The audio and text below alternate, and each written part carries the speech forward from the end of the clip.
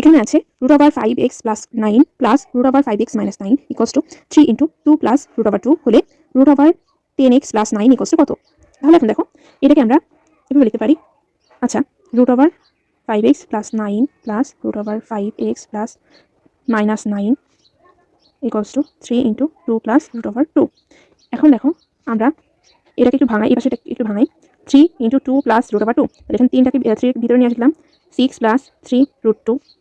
এখন আমরা এই পাশে যেহেতু দুটার উপরেই রুট আছে, তো আমরা এখানে দুটার উপরেই রুট করে দেওয়ার চেষ্টা করবো। তাহলে 6 কে রুটের প্রকাশ করলে কত হবে? √36 প্লাস এখানে রুটটা আছেই, তো এখানে 3টাকে আমরা ভিতরে নিয়ে গেলাম। তাহলে 3 কে ভিতরে নিলে 3 এর স্কয়ার করলে 9, 9 কে 2 দিয়ে গুণ করলে 18।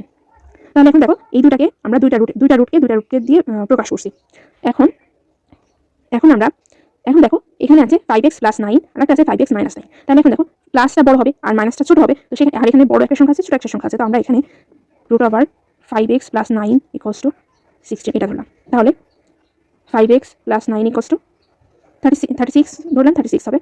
তাহলে এখন দেখো তেমনই আমাদের √5x - 9 = √18 হবে। তাহলে এই সেখান থেকে আমরা লিখতে পারি √5x - 9 = 18।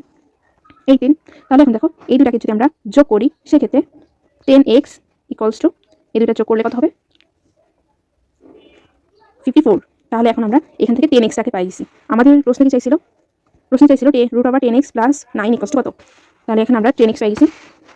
√10x + 9 = 10x পাই গেছি। 54 + 9 এটা কত হবে?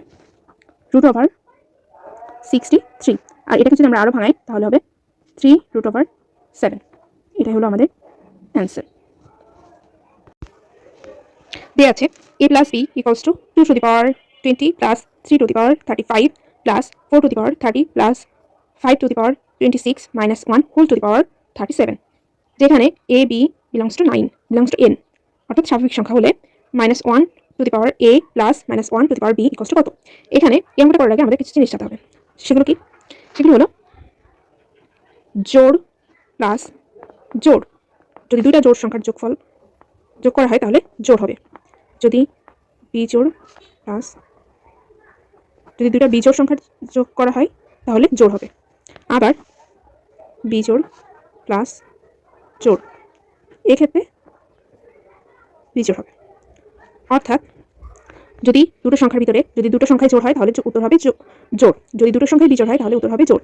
যদি একটা বিজোড় আর একটা জোড় হয় সেক্ষেত্রে উত্তর হবে বিজোড়। আরেকটা জিনিস হলো বিজোড়ের পাওয়ার যাই থাকুক না কেন উত্তর হবে বিজোড়। আর জোড় এর পাওয়ার যাই থাকুক না কেন উত্তর হবে জোড়। এই কয়েকটা জিনিস আমাদের মাথায় রাখতে হবে। এখন আমরা আমাদের প্রশ্নে চলে যাই। a + b = আমাদের এখানে কি চাইছিল?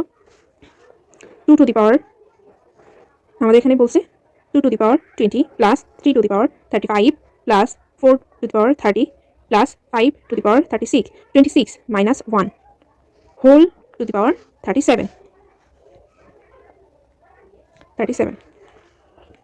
এখন দেখো আমরা এখানে কি করব? আচ্ছা, এখানে 2 কি জোড়, আমরা এখানে কি শিখছিলাম? জোড়ের পাওয়ার যাই হোক না কেন জোড় হবে। তাহলে এখন 2 আছে, 2 জোড়ের পাওয়ার যাই হোক না কেন এটা জোড়, অর্থাৎ এটার যোগফল জোড় হবে।